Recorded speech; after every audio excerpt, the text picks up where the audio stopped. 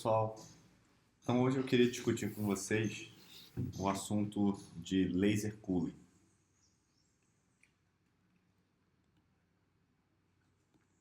o resfriamento por laser, que é uma aplicação de física atômica muito interessante, né?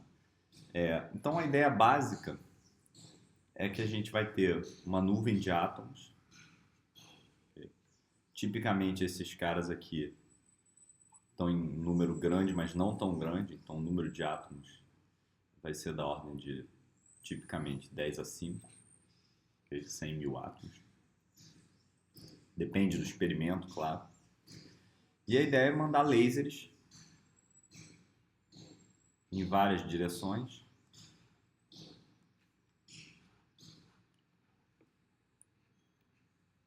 Então aqui nas seis sentidos, 6 direções possíveis, né? Então X, Z vindo de baixo ou de cima, X da esquerda ou direita e Y aqui da direita ou da esquerda também. E aí, através da interação da luz com a matéria, induzir um resfriamento do movimento desses átomos, tá?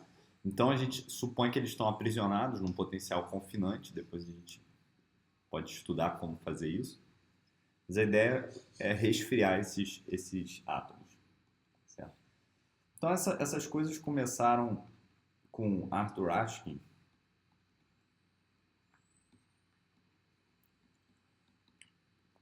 que ganhou o prêmio Nobel em 2018 por Optical Tweezers.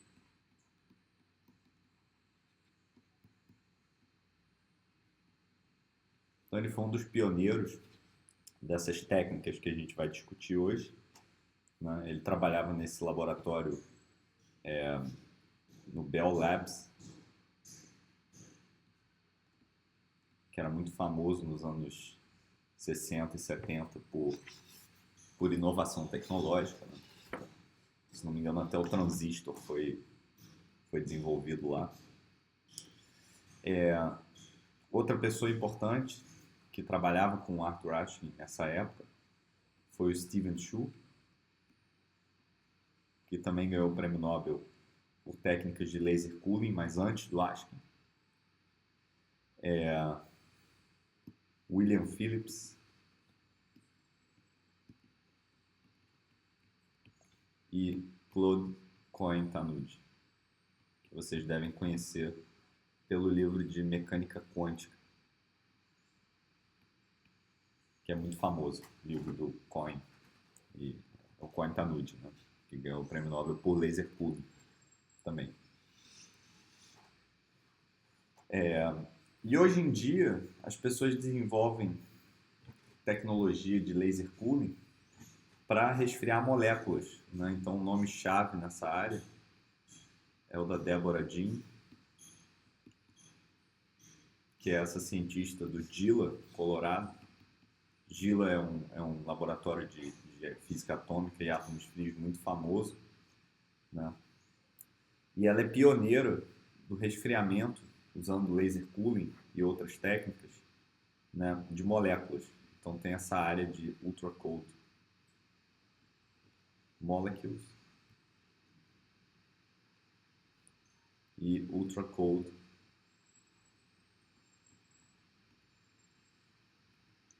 quantum chemistry,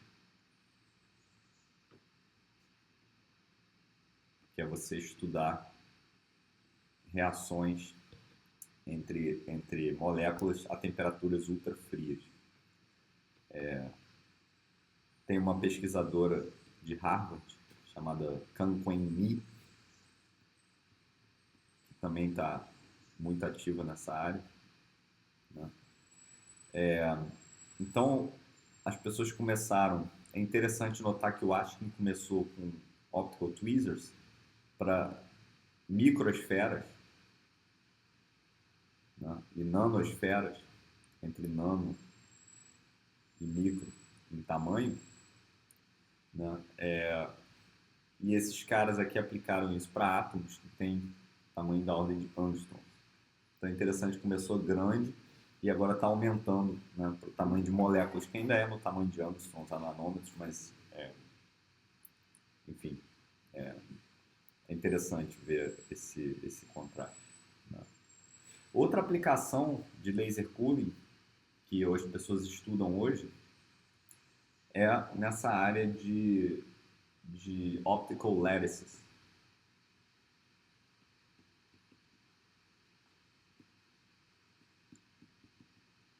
Que é uma área muito ativa, que tem uma interseção com computação quântica. Então, são possíveis plataformas para você construir um computador quântico, né, e fazer simuladores quânticos. E também com a parte de trap diamonds. São áreas afins também. Okay.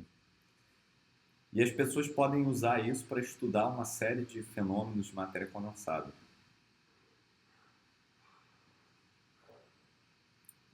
Por exemplo, uma transição de fase de um condensado de Bose-Einstein para um isolante de Mott.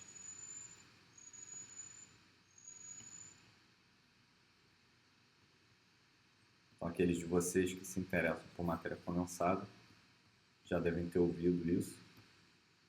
Se não ouviram, eu recomendo procurar, porque é muito interessante. Então, tudo isso e muitas outras coisas foram possibilitadas por laser cooling, né? Relógios atômicos.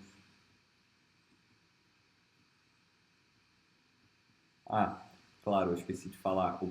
A ideia de condensado de Bose-Einstein, né, que foi atingida pela primeira vez por um cara do MIT chamado Wolfgang Ketterle, que também ganhou o prêmio Nobel. Ketterle. Foi possível só por causa dessa ideia de laser cooling. Então, é uma área muito rica, com muita física, que as pessoas estudaram e que hoje continuam nesses tópicos modernos aqui. Okay? Então, é interessante aprender sobre isso e é uma área muito interessante para trabalhar. Né? Depois, se vocês quiserem, eu posso falar do nosso próprio trabalho na parte de pinças óticas, né, optical tweezers, e optomecânica quântica, que tem a ver com essa direção. Então, o que eu faço na minha pesquisa tem um pouco a ver com isso. Por isso eu sou tão empolgado em relação a essas coisas. Bom, então vamos ver a ideia básica.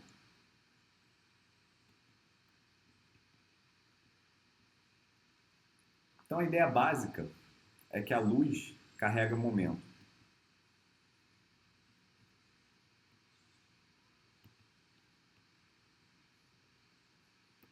Então, cada fóton, né, que compõe um laser vai carregar um certo momento, que é dado por h cortado vezes o vetor de onda k. Né? Esse é o momento do fóton. Né? E toda vez que um átomo, que aqui a gente vai considerar que tenha dois níveis, né? O nível fundamental e o nível excitado, toda vez que um átomo sofre uma transição do nível fundamental para o nível excitado, ele sofre um kick de momento.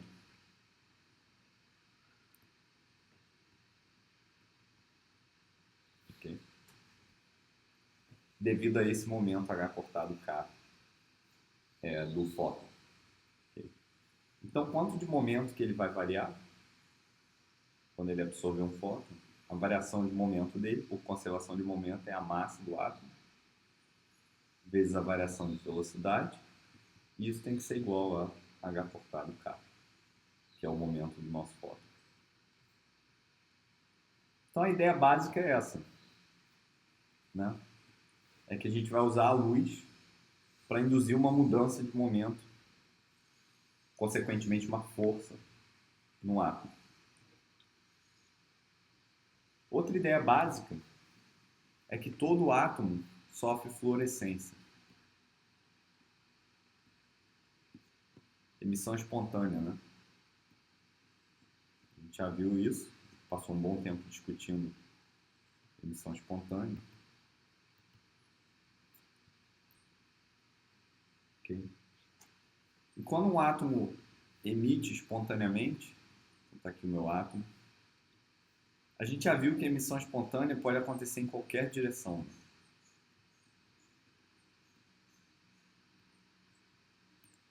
Então, quando acontecer um evento de emissão espontânea,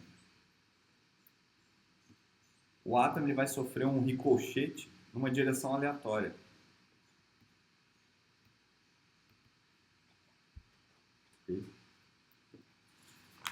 E isso vai introduzir uma incerteza na velocidade do átomo, que por sua vez induz um aquecimento desse átomo, né? Temperatura é isso, é uma energia média que você não sabe, ele não está se movendo em nenhuma direção específica. Ele está só se movendo numa direção aleatória, certo? Então a gente tem essas duas ideias que vão ser importantes: a transferência de momento por luz e a transferência de momento por luz através da fluorescência, que induz um ricochete aleatório do átomo que faz com que a temperatura dele aumente. Então como é que a gente pode pensar nisso? Tem essa ideia de um melaço óptico que foi introduzida pelo Steven Chu e outros.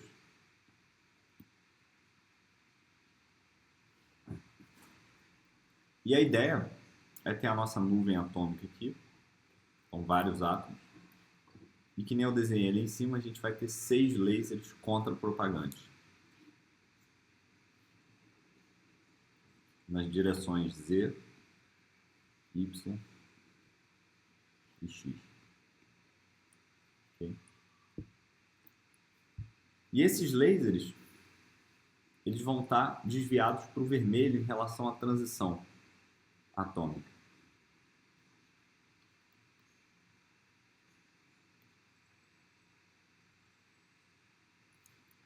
Okay? E durante esse processo todo, a gente vai negligenciar a emissão estimulada.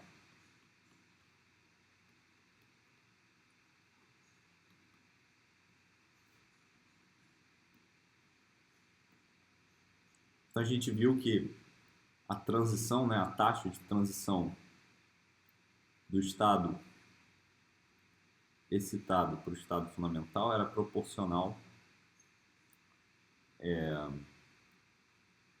ao número de fótons incidentes mais 1. E a gente discutiu isso algumas aulas atrás. Esse termo daqui era emissão estimulada e esse termo daqui era espontâneo.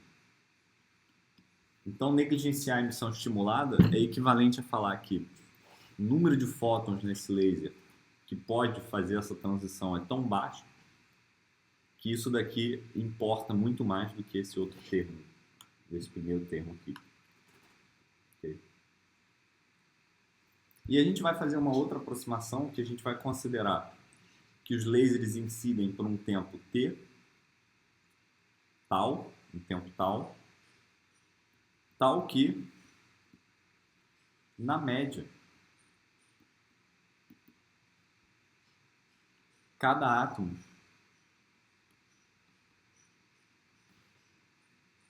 sofre um ciclo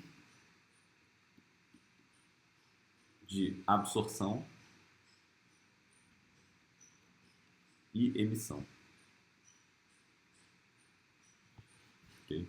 Então a gente vai considerar o nosso laser ligado por um tempo suficiente para que, na média, cada átomo que está no estado fundamental passe para o estado excitado por absorção e depois, por emissão espontânea, passe para o estado fundamental. Então, isso aqui é absorção, isso aqui é emissão espontânea. Okay? Então, a gente vai considerar um evento desses na média. E a gente vai considerar que, inicialmente,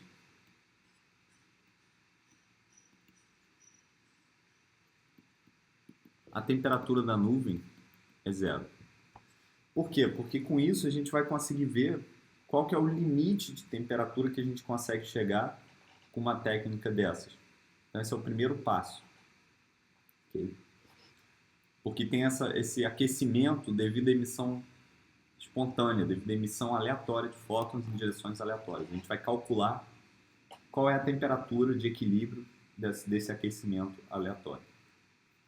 Então, conceitualmente é isso. Então, aqui na absorção, cada fóton ganha um momento ΔP, e na emissão espontânea, cada átomo, ganha um momento ΔP in.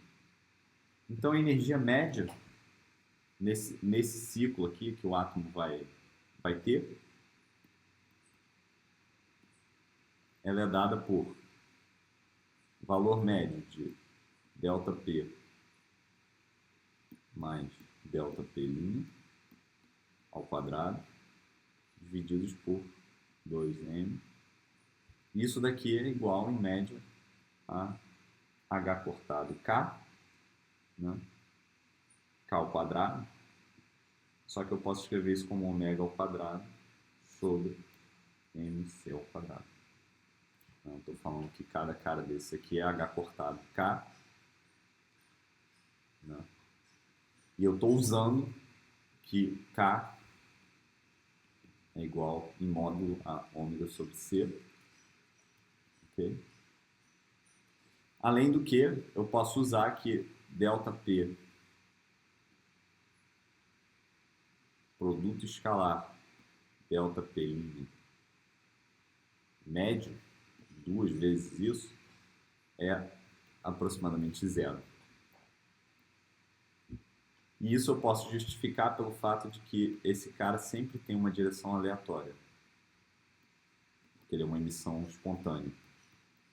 Então, quando eu faço a média sobre sobre a nuvem atômica, né, na média ele não aquece, esse termo é zero, porque isso vai envolver um produto escalar, né, entre um vetor que tem uma direção fixa e um vetor que pode assumir qualquer direção espacial.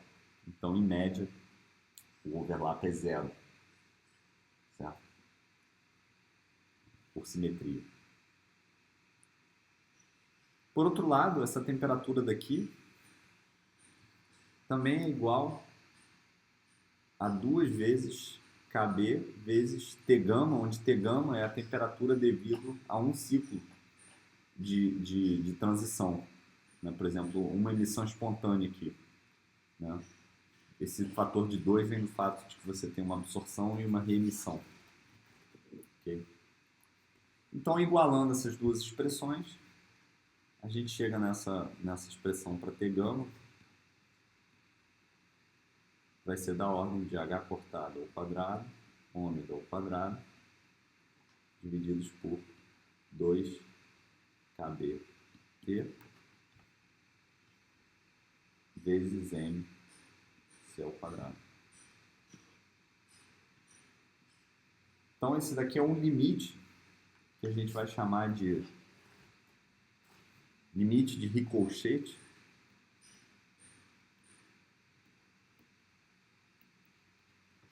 E, a princípio, não dá para fazer melhor do que isso, pelo simples fato de que, se você resfriar os átomos a uma temperatura zero, Deus te deu uma nuvem atômica a temperatura zero, a presença desses lasers adicionais vai fazer com que,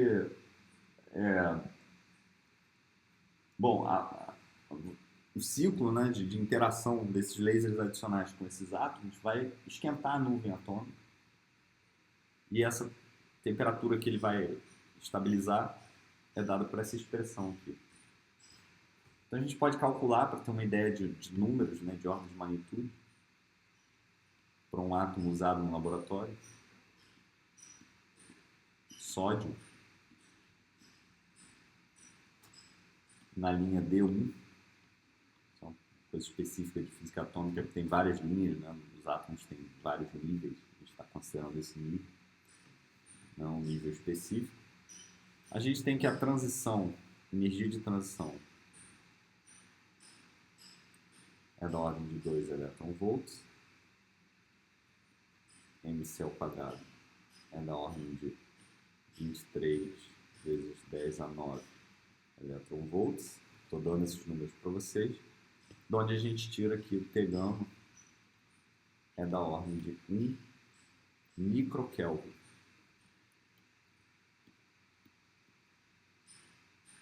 Então, uma temperatura razoavelmente baixa, mas ela estabelece um limite de resfriamento.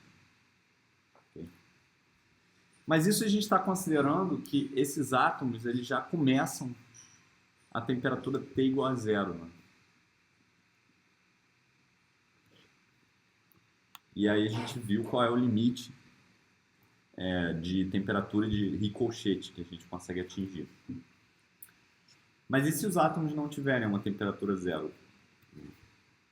Uma temperatura T maior que zero, diferente de zero. Então eu queria aproveitar para explicar a ideia por trás do laser cooling, né? E o conceito principal que a gente tem que entender é essa ideia de Doppler shift. Então, se eu tenho um átomo que se move com uma certa velocidade, digamos v, e eu tenho um laser, uma luz incidindo sobre ele, ele vai ver uma frequência que é igual à frequência no referencial de repouso desse laser, vezes 1 mais a velocidade do átomo sobre c, esse fator beta aqui. E isso vai dar para a gente a frequência que o átomo vai ver no referencial dele. Então, qual que é a ideia do laser cooling? A ideia é que eu tenho um átomo aqui, e esse átomo ele tem uma certa velocidade v, digamos, nessa direção. Está se movendo, essa é a temperatura dele.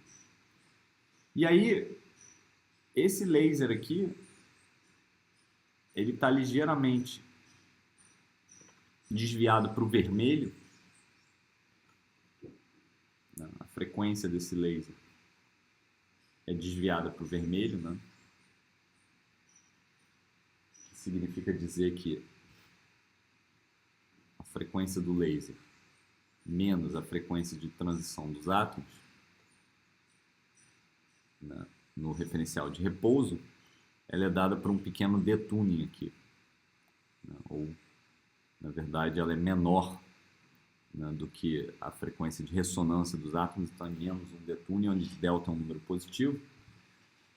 Só que no referencial do átomo, ele não vai ver uma onda assim, desviada para o vermelho. Se ele estiver andando com a velocidade em direção à onda, ele vai ver uma onda desviada para o azul.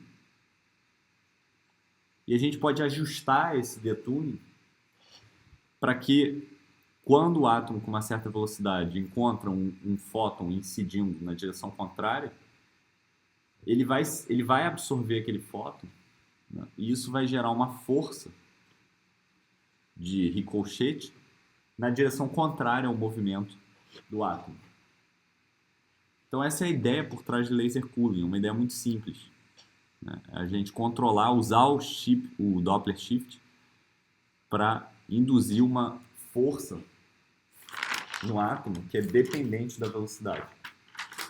Então, conceitualmente, essa é a ideia. Então a gente introduz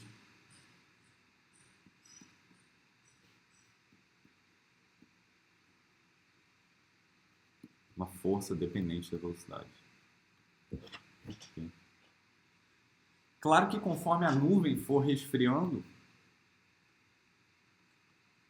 né, a velocidade dos átomos vai diminuindo, a gente tem que mudar o delta.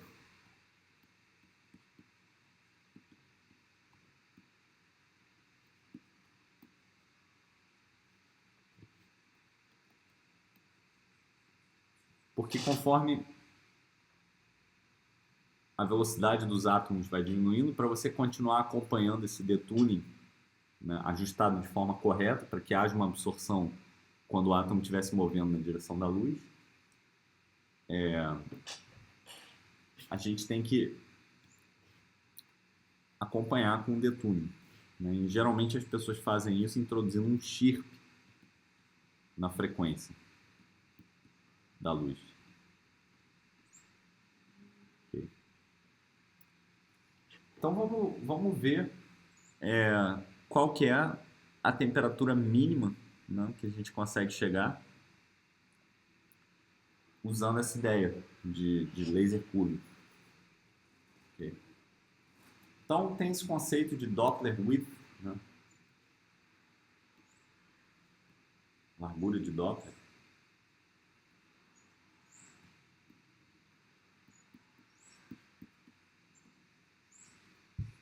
Que é basicamente a ideia de que eu tenho um átomo se movendo em uma direção aleatória, né?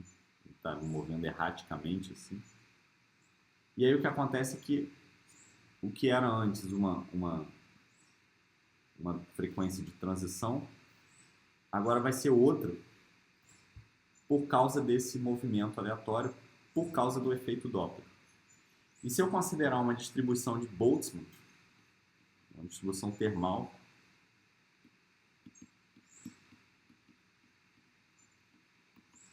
isso vai introduzir um gama Doppler, né, que é uma largura de linha Doppler, que vai ser dada por ômega 0 sobre C. Ômega 0 é essa distância aqui, né? Esse delta energia, vezes 2 kBt divididos por m raiz quadrada. Okay? Então, o melhor que dá para a gente fazer é quando a largura de Doppler é da ordem da largura de linha natural da emissão devido à emissão espontânea.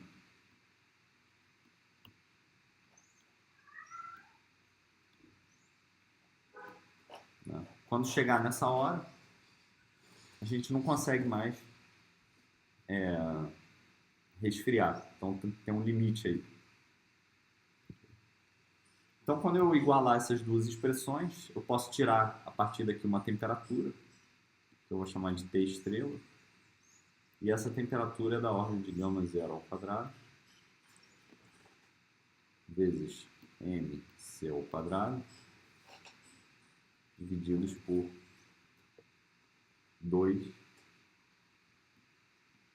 kBt ômega 0 ao quadrado. De novo, para o sódio, a gente pode calcular isso. A gente acha um T estrela da ordem de 4 milikelvin, que é muito maior do que o T gama, que é o limite que a gente consegue se os átomos já tivessem a temperatura zero. Qual seria o limite, quanto que eles esquentariam, né? Aquele photon recoil limit que a gente acabou de discutir.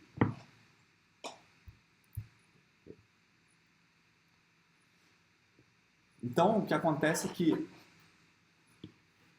a gente começa com os átomos, né? O espectro de absorção deles, né? A transparência dos átomos. Ela faz assim, ó. Então, ela tem uma certa largura aqui, que é dada por esse gama B. Conforme a gente vai resfriando, esse espectro ele diminui até chegar no espectro de absorção, que é limitado pela largura de linha natural de emissão espontânea, gama 0. Então, para resfriar mais,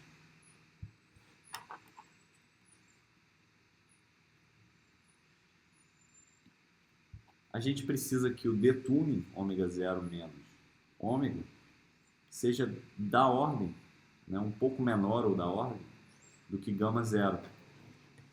Né? E aí a gente vai conseguir resfriar. Então a gente escolhe, né, só para ter uma expressão para força, vamos escolher um valor específico desse detuning. Então vamos falar que ômega 0 menos ômega é da ordem de gama 0 sobre 2. Okay? E aí nesse caso, a taxa de emissão, ou de absorção, perdão, vai ser dada por uma expressão que vai ser uma constante K vezes gama zero, divididos por 1 mais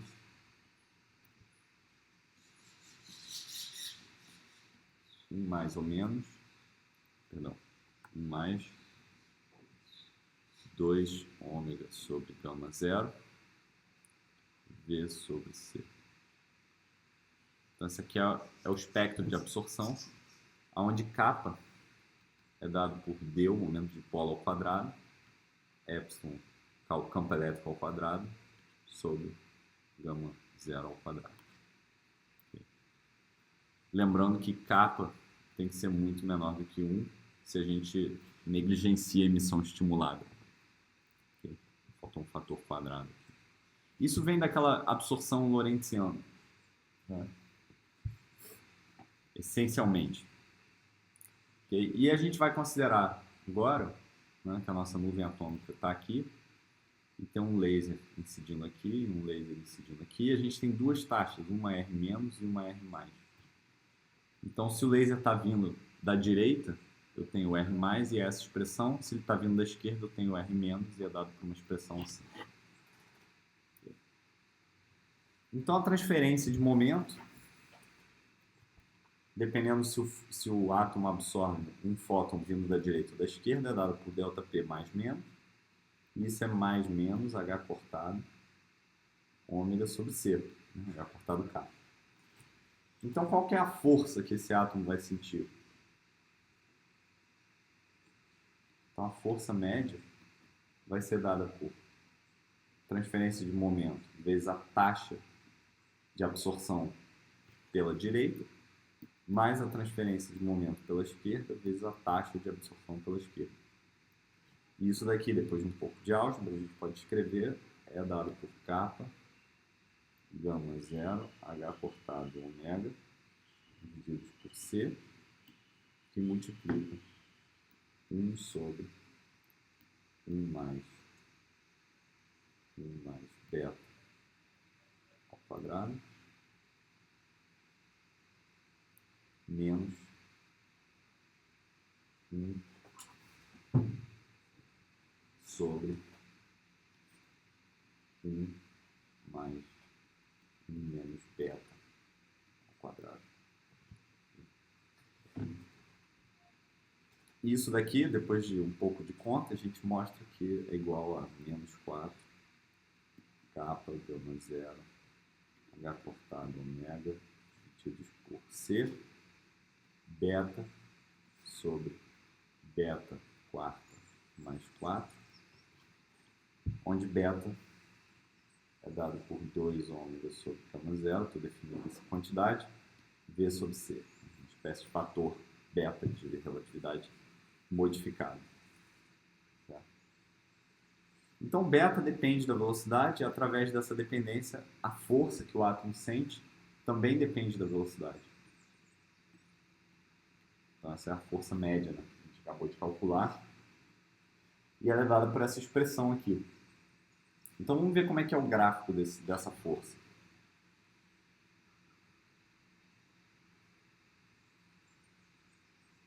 Então, está aqui beta. Está aqui a força. Dividir em quadrantes.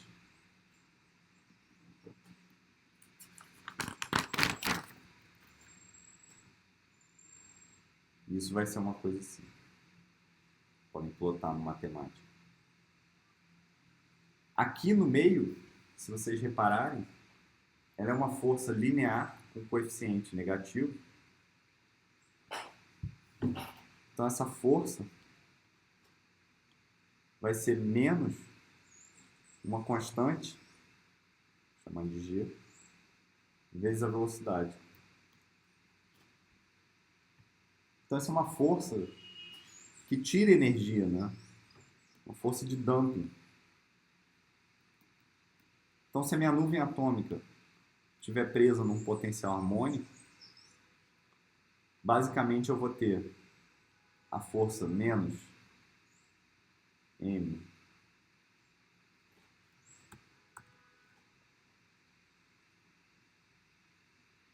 ômega 2 vezes o movimento, né, digamos, na direção Z.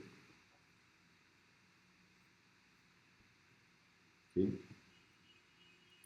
Que é a força menos Kx, que é restauradora, e uma força dissipativa.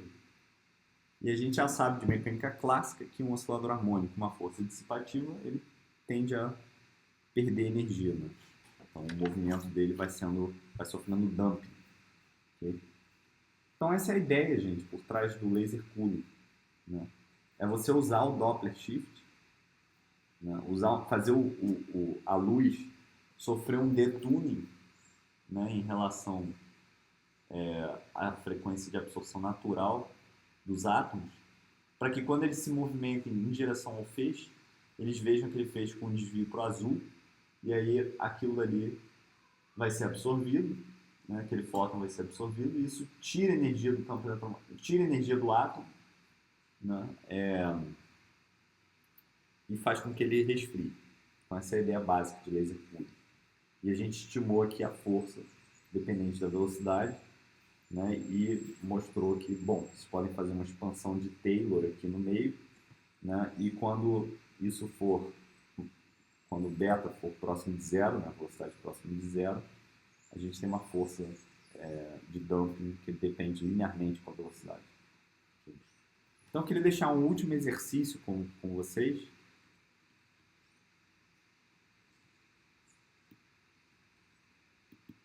Queria que vocês estimassem